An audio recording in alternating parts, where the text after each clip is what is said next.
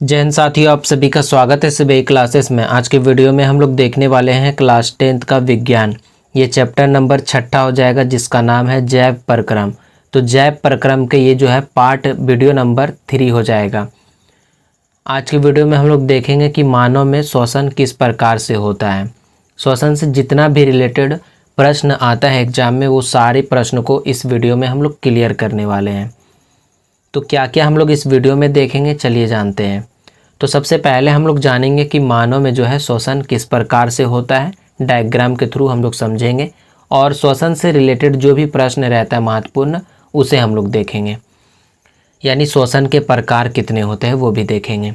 और हम लोग जो अध्याय के महत्वपूर्ण सवाल हैं वो देखेंगे। तो सबसे पहले हम लोग देखेंगे कि मानव में जो है श्वसन किस प्रकार होता है। तो यहाँ पे आप देख सकते हो कि मानव में श्वसन किस प्रकार से होता है। ये डायग्राम में आप देखोगे कि मानव में जो है नाक के द्वारा यानी नासा द्वार के द्वारा जो है ऑक्सीजन या फिर जो भी गैस है वो अंदर जाता है। अब नाक में क्या होता है, नाक में क्या क्या पाया जाता है, तो नाक में जो है प्रवेश करते ही वायु को महीन बाल मिलता है। यानी नाक में जो है महीन बाल होता है और श्लेष्मा होता है।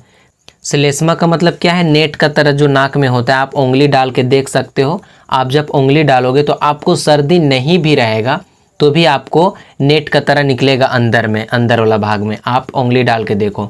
यानी नाक के अंदर जो होता है श्लेष्मा होता है और महीन महीन बाल होता है। इसका क्या काम होता है, तो ये जो है जब भी मतलब जो भी जाता है हवा अंदर, तो हवा शुद्ध रूप से तो नहीं जाता है, उसमें बहुत सारा धूल कण होता है। तो वो जो बहुत सारा धूल कण होता है वो जैसे ही अंदर जाता है तो वो महीन बाल के द्वारा रुक जाता है। जब महीन बाल के द्वारा पूरा जब कण नहीं रुक पाता है तो वो और अंदर जाता है। तो अंदर जब जाता है तो वहाँ श्लेष्मा होता है यानी नेट का तरह होता है। नेट मतलब जो होता है तो उसमें चिपक जाता है महीन कण, धूल कण। जब वो चिपक जाता है तो हम लोग जो निकालते हैं नकटी के रूप में, वही होता है कचड़ा। तो अब यहाँ से तो छन गया, हवा छन गया। अब छनने के बाद ये आता है ग्रसनी में। अब ग्रसनी में क्या होता है, दो भाग होता है। यहाँ पे एक भाग होता है जहाँ से भोजन जाता है अमाशय में, और एक भाग होता है जहाँ से मतलब वायु जाता है फेफड़ा में। तो यहाँ पे जो होता है दो भाग होता है ग्रसनी में, और इसका नाम क्या है, एपिग्लोटिस होता है नाम। एक छेद का नाम मतलब एपिग्लेटिस है, जहाँ से मतलब हवा जो है फेफड़ा में घुसता है। आपको यहाँ से डायग्राम से आपको समझ में आ जाएगा। जैसे यहाँ पे हम लोग देख रहे हैं जब वायु आता है यहाँ पे, तो एपिग्लेटिस जो होता है, एपिग्लोटिस ये क्या करता है, अपना जो है रास्ता खोल देता है। जब रास्ता खोल देता है तो ये जो है श्वास नली में प्रवेश कर जाता है। यहाँ पे जो होता है, यहाँ पे आप देख सकते हैं, यहाँ पे होता है एपिग्लोटिस। तो एपिग्लोटिस क्या करता है, जब हवा आता है तो ये अपना मार्ग खोल देता है, रास्ता खोल देता है, जिससे ऑक्सीजन या फिर जो भी हवा रहता है वो फेफड़ा में प्रवेश कर जाता है। लेकिन जब भोजन आता है तो ये एपिग्लोटिस क्या करता है, इसे बंद कर लेता है। हवा वाला जो मार्ग होता है उसे बंद कर लेता है और ये भोजन वाला मार्ग से जो है भोजन चला जाता है अमाशय में। अब वैसा स्थिति पे आप ध्यान दीजिए, जब आप मतलब कोई भोजन खाते हैं और सरक जाते हैं, तो सरकते कैसे हैं, ये क्या होता है कि जब आप बात करते हैं किसी से या फिर आपका ध्यान नहीं रहता है, आप खा रहे हैं और किसी से बात कर रहे हैं, तो वो स्थिति में क्या होता है कि आप जब निगलते हैं भोजन, तो वो क्या करता है, श्वास नली में चला जाता है कुछ कुछ कण भोजन का। जब श्वास नली में चला जाता है वो कण, तो जो फेफड़ा होता है वो धक्का मारता है उसको, कण को, कि बाहर निकलो बाहर निकलो, क्योंकि ये दूसरा सिस्टम है। अगर उसमें चल जाएगा तो गड़बड़ हो जाएगा। इसलिए जैसे ही वो नली में जाता है, श्वास नली में कोई भी खाद्य कण, खाने वाला कण, तो वो जो है अंदर से मतलब ऊपर मतलब ठेला जाता है फेफड़ा के द्वारा। ऊपर वो मतलब ठेलाई होता है। यही जो हम लोग सरकते हैं तो सरक के जो भोजन अंदर चल जाता है वो निकलता है। तो इस प्रकार से आपको समझ में आ गया होगा कि कैसे हम लोग सरकते हैं। और ये भी आपको समझ में आ गया होगा कि यहाँ पे जो होता है हिपोग्लोटिस होता है, जो श्वास को अंदर आने देता है, मतलब हवा को, और बाहर जाने देता है।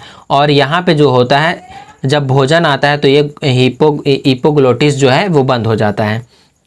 तो आपको अच्छे से समझ में आ गया होगा।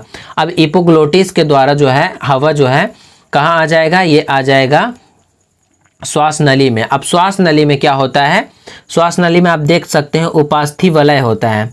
सी के आकार का मतलब उपास्थि वलय होता है। इसका क्या काम होता है, इसका काम ये होता है कि ये नली को चिपकने नहीं देता है एक दूसरे से।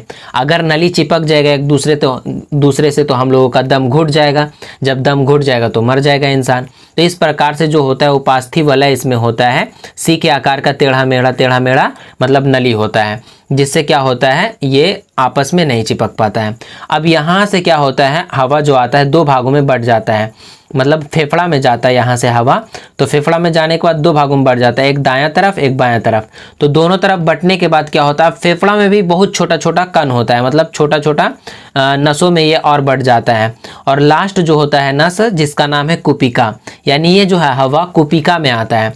अब जब हम लोग हवा लेते हैं अंदर तो ये कुपिका क्या होता है, बैलून का तरह क्या होता है, फूल जाता है, और फूल जाता है बैलून का तरह, और जब बाहर निकालते हैं हवा तो पिचक जाता है। जैसे ही हवा आता है इसमें बैलून का तरह यह फूलता है फिर पिचकता है, बैलून का तरह फूलता है फिर पिचकता है। अब जब हम लोग हवा लिए हैं तो ये कुपिका में आ गया, अब कुपिका में जब आएगा तो ये फूल जाएगा। अब यहाँ पे एक ऐसा संरचना होता है कि यहाँ से जो है हीमोग्लोबिन, वो साइड में क्या होता है, बहुत सारे जो होता है रक्त कण होता है, रक्त कण में हीमोग्लोबिन जो होता है वो तुरंत ऑक्सीजन को सोखता है और सोखने के बाद पूरा कोशिका में बांट देता है। कुपिका में जो ऑक्सीजन आता है वो ऑक्सीजन छान के हीमोग्लोबिन क्या करता है, पूरा मतलब शरीर में हर एक कोशिका में पहुंचा देता है। अब क्या होता है, जो कोशिका में CO2 बनता है गैस, वो CO2 भी यहाँ पे चला आता है, और CO2 क्या करता है, ये कुपिका अवशोषित करके फिर बाहर निकाल देता है। तो इस प्रकार आप समझ सकते हो कि जब यहाँ से नासा द्वार से आता है हवा तो नाक में जो होता है महीन बाल होता है, श्लेष्मा होता है, जिससे धूल कण यहाँ पे रुक जाता है। फिर धीरे धीरे ये श्वास नली मतलब ग्रासिका में आता है, और ग्रासिका में जो कि होता है ग्रासिका में एपिग्लोटिस होता है जो कि खुलता है हवा के आने के बाद, और ये श्वास नली में हवा चला आता है। श्वास नली में आने के बाद ये फेफड़ा में आता है हवा, और फेफड़ा में दो भागों में बट जाता है, एक दायां और बायां साइड। अब दोनों साइड बटने के बाद इसमें कुपिका होता है बहुत सारे, जो कुपिका फैलता है हवा आने के बाद बैलून का तरह, और जिससे जो है हीमोग्लोबिन ऑक्सीजन अवशोषित करता है और पूरे शरीर में पहुंचाता है। और फिर CO2 भी यहीं पे आता है, और CO2 का जो है बाहर निकलता है कुपिका के द्वारा है, कुपिका अवशोषित करके फिर CO2 को बाहर निकालता है। और यहाँ पे आपको ये समझना पड़ेगा कि डायफ्राम यहाँ पे होता है, तो डायफ्राम का भी काम बहुत ही महत्वपूर्ण है। जब हवा अंदर आता है तो ये डायफ्राम क्या होता है, नीचे हो जाता है, लेकिन जब नीचे हो जाता है तो ये फेफड़ा के पास इतना शक्ति नहीं रहता है, फुफ्फुस के पास इतना शक्ति नहीं रहता है कि ये जो है हवा को फिर से वापस बाहर भेज सके। तो ये डायफ्राम क्या होता है, ऊपर फिर उठ जाता है। तो जैसे ही ऊपर उठता है तो हवा धचाक से मतलब ऊपर निकल जाता है। जैसे ही हवा आया डायफ्राम नीचे हुआ, फिर क्या होता है कुछ देर बाद धचाक से जब ऊपर मतलब डायफ्राम होगा तो हवा फिर ऊपर निकल जाएगा, यानी फुफ्फुस जो है हवा को ऊपर निकाल देगा फेफड़ा। तो इस प्रकार से आपको अच्छे से समझ में आ गया होगा कि कैसे मतलब मानव में श्वसन होता है। अब हम लोग मेन पॉइंट लिख लेते हैं जो एग्जाम में आप लिख के आओगे। तो मानव में श्वसन के जो मेन पॉइंट हो जाएगा, सबसे पहला पॉइंट हो जाएगा नाक, यानी वायु जो है नासा द्वार से प्रवेश करती है, यानी नाक के द्वारा जो है प्रवेश करती है नाक द्वार से।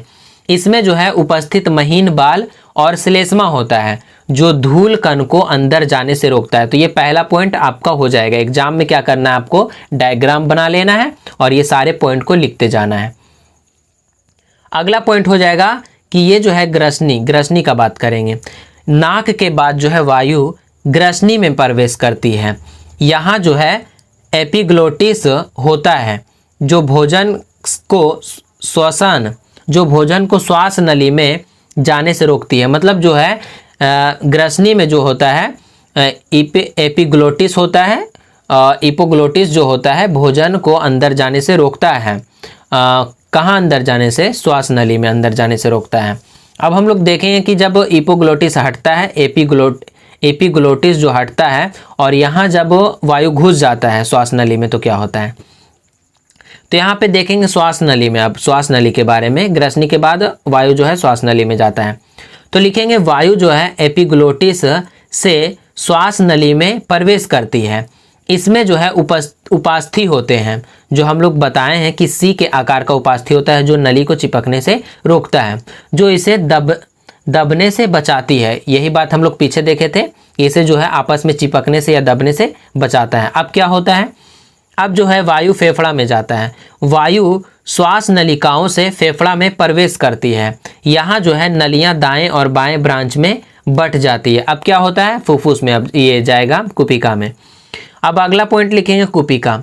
अब वायु कुपिका में भर जाती है, वहाँ से गैसों का विनिमय होता है, मतलब लेन देन जो है गैसों का कुपिका के द्वारा ही होता है। तो ये पॉइंट आपको इंपॉर्टेंट है एग्जाम के लिए।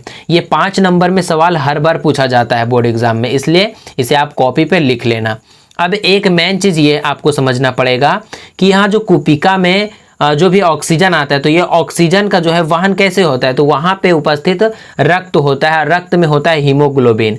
तो ये हीमोग्लोबिन क्या होता है, ऑक्सीजन का वहन करता है पूरे शरीर में। तो इसे भी आप लिख लेना, इंपॉर्टेंट है ये। अब हम लोग देखेंगे कि श्वसन क्या होता है। मानव में श्वसन तो देख लिया, लेकिन श्वसन मुख्य रूप से होता क्या है वो नहीं पता है। तो मुख्य रूप से श्वसन क्या होता है ये जानते हैं। तो श्वसन वह प्रक्रिया है जिसमें जीवधारी मतलब कोई भी जीव जंतु ऑक्सीजन का उपयोग करके भोजन को तोड़ते हैं, जिससे ऊर्जा निकलती है। यह ऊर्जा जीवन क्रियाओं को चलाने के लिए आवश्यक होता है। कहने का मतलब श्वसन वह प्रक्रिया है जिसमें जो है भोजन टूटता है। जब भोजन टूटता है तो उससे ऊर्जा निकलता है। ये जो ऊर्जा है जीवन को चलाने के लिए, यानी जीव का जो शरीर है उसको चलाने के लिए बहुत ही जरूरी होता है। अब हम लोग देखेंगे कि श्वसन के प्रकार कितना होता है। तो श्वसन के तो 2 प्रकार होते हैं। पहला कौन हो जाएगा, बाह्य श्वसन हो जाएगा। तो बाह्य श्वसन में क्या होता है, और एक हो जाएगा अंतः श्वसन। तो अंतः श्वसन में क्या होता है वो जानेंगे। सबसे पहले हम लोग जानते हैं कि बाह्य श्वसन में क्या होता है। तो बाह्य श्वसन वैसा प्रक्रिया है जिसमें गैसों का आदान प्रदान फेफड़ों की वायु कोशिकाओं और रक्त के कोशिकाओं के बीच होता है। यानी बाह्य श्वसन में क्या होता है, जो फेफड़ा का कोशिका होता है और जो रक्त का कोशिका होता है उसके बीच में, मतलब फेफड़ा और कोशिका के बीच में जो आदान प्रदान होता है गैसों का, उसे बोला जाता है बाह्य श्वसन। और अंतः श्वसन क्या होता है, तो वैसा प्रक्रिया जिसमें कोशिकाएं ऑक्सीजन की उपस्थिति या अनुपस्थिति में ग्लूकोज को तोड़कर ऊर्जा यानी एटीपी बनाती है। यह प्रक्रिया कोशिकाओं में होती है। तो अंतः श्वसन में क्या हो जाएगा, वैसा प्रक्रिया जिसमें जो ऑक्सीजन का उपयोग करके जो है ये कोशिका के अंदर मतलब श्वसन होता है, ऑक्सीजन की उपस्थिति में या फिर ऑक्सीजन की अनुपस्थिति में। इसमें क्या होता है, ग्लूकोज को तोड़ा जाता है और तोड़ने के बाद इसे ऊर्जा यानी एटीपी में बदला जाता है। तो इस प्रकार से जो है श्वसन 2 प्रकार से हो जाएगा। पहला बाह्य श्वसन जो कि फेफड़ा और कोशिका के बीच होता है, रक्त कोशिका के बीच, ये बाह्य श्वसन हो जाएगा। अंतः श्वसन जो कोशिकाओं के अंदर होता है वो अंतः श्वसन हो जाएगा। एटीपी क्या होता है, एटीपी हम लोग आगे देखेंगे, लेकिन उससे पहले हम लोगों को जान लेना है कि बाह्य श्वसन के कितने प्रकार होते हैं। तो बाह्य श्वसन के 2 प्रकार होते हैं। पहला हो जाएगा प्रश्वसन। तो प्रश्वसन क्या होता है, हवा को फेफड़ों में लेना, यानी जब हम लोग बाहर से हवा अंदर लेते हैं, फेफड़ा में अंदर जाता है जब हवा, तो इसे बोला जाता है प्रश्वसन। और दूसरा होता है उच्च श्वसन। उच्च श्वसन में क्या होता है, हवा को फेफड़ों से बाहर निकालना, यानी जब हम वायु अंदर लेते हैं तो इसे बोला जाता है प्रश्वसन, और जब वायु अंदर से बाहर निकालते हैं तो इसे बोला जाता है उच्च श्वसन। तो आपको बाह्य श्वसन अच्छे से समझ में आ गया होगा। अब हम लोग जानेंगे कि अंतः श्वसन के कितने प्रकार हैं। तो अंतः श्वसन के भी 2 प्रकार होते हैं। तो अंतः श्वसन के 2 प्रकार, पहला हो जाएगा कि वायवीय श्वसन। वायवीय श्वसन क्या होता है, वैसा श्वसन जो ऑक्सीजन की उपस्थिति में माइटोकॉन्ड्रिया में होता है। मतलब ये जो श्वसन है ऑक्सीजन की उपस्थिति में होता है, और कहाँ होता है, माइटोकॉन्ड्रिया में होता है, उसे वायवीय श्वसन कहते हैं। इसमें जो है ग्लूकोज का पूर्ण अपघटन होता है, यानी पूरी तरीका से अच्छे से इसमें ग्लूकोज अणु टूटता है। और ये आपको समझना पड़ेगा कि ये जो वायवीय श्वसन है इसमें अधिक ऊर्जा का निर्माण होता है। अब हम लोग जानेंगे कि दूसरा प्रकार क्या है। तो दूसरा प्रकार जो है अवायवीय श्वसन है। अवायवीय श्वसन वैसा श्वसन है जो ऑक्सीजन की अनुपस्थिति में कोशिका द्रव्य में होता है, यानी ऑक्सीजन इसमें कोई जरूरत नहीं है, बिना ऑक्सीजन का यह श्वसन होता है, उसे अवायवीय श्वसन कहते हैं। इसमें जो है ग्लूकोज का अधिक अपघटन, आंशिक अपघटन होता है। कहने का मतलब है जो वायवीय श्वसन होता है उसमें ग्लूकोज का अच्छा से अपघटन होता है पूर्ण रूप से, लेकिन अवायवीय श्वसन में क्या होता है कि आंशिक रूप से अपघटन होता है, यानी सही तरीका से ग्लूकोज नहीं टूट पाता है, जिसके कारण इससे ऊर्जा कम निकलता है। अब हम लोग जानेंगे कि एटीपी क्या होता है। अभी हम लोग बताए थे आपको कि एटीपी क्या होता है, उसके बारे में आगे जानेंगे। तो एटीपी क्या होता है, इसका पूरा नाम जो होता है एडेनोसिन ट्राइफॉस्फेट होता है। क्या होता है, एडिनोसिन ट्राइफॉस्फेट।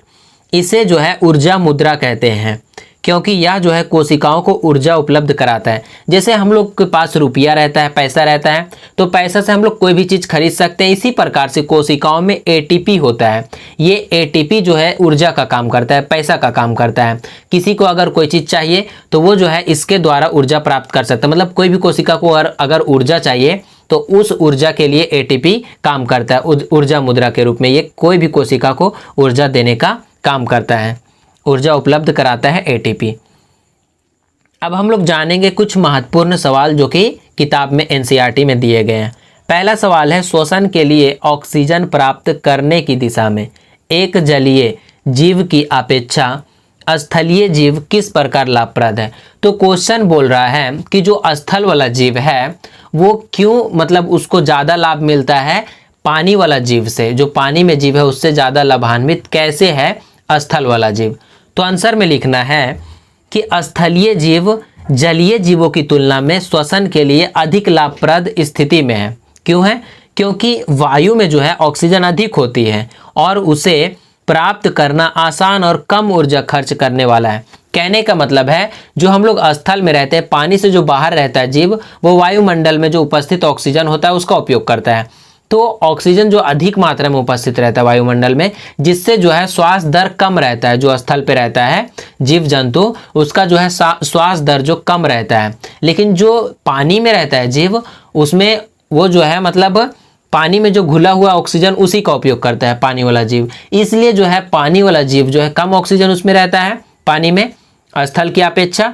तो वो जो है पानी वाला जीव वो स्पीड में मतलब श्वसन करता है स्थल वाला जीव की अपेक्षा। तो इस प्रकार से जो है उसको ज़्यादा ऊर्जा का खपत होता है पानी वाला जीव का, लेकिन जो स्थल वाला जीव है उसको ऊर्जा का कम खपत होता है। तो ये लाभ है। अब अगला महत्वपूर्ण सवाल है, मनुष्यों में ऑक्सीजन तथा कार्बन डाइऑक्साइड का परिवहन कैसे होता है। यानी जो हम लोगों के अंदर ऑक्सीजन का वहन कैसे होता है और कार्बन डाइऑक्साइड का वहन कैसे होता है वो बताना है। तो लिखना है, मनुष्य में जो है ऑक्सीजन तथा कार्बन डाइऑक्साइड का वहन रक्त द्वारा होता है, यानी खून के द्वारा होता है।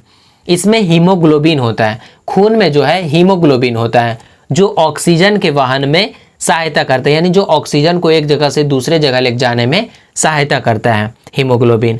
और CO2 का वहन बाइकार्बोनेट आयन के रूप में होता है। यानी जो CO2 है कार्बन डाइऑक्साइड, उसका वहन जो है बाइकार्बोनेट आयन के रूप में होता है पूरे शरीर में। अब अगला इंपॉर्टेंट क्वेश्चन है, गैसों के विनिमय के लिए मानव फुफ्फुस में यानी मानव फेफड़ा में अधिकतम क्षेत्रफल को कैसे अभिकल्पित किया है। तो इसका आंसर बहुत ही आसान है। देखना है, मानव फेफड़ों में जो है गैस विनिमय के लिए अधिकतम क्षेत्रफल कुपिकाओं के निर्माण से अभिकल्पित किया जाता है।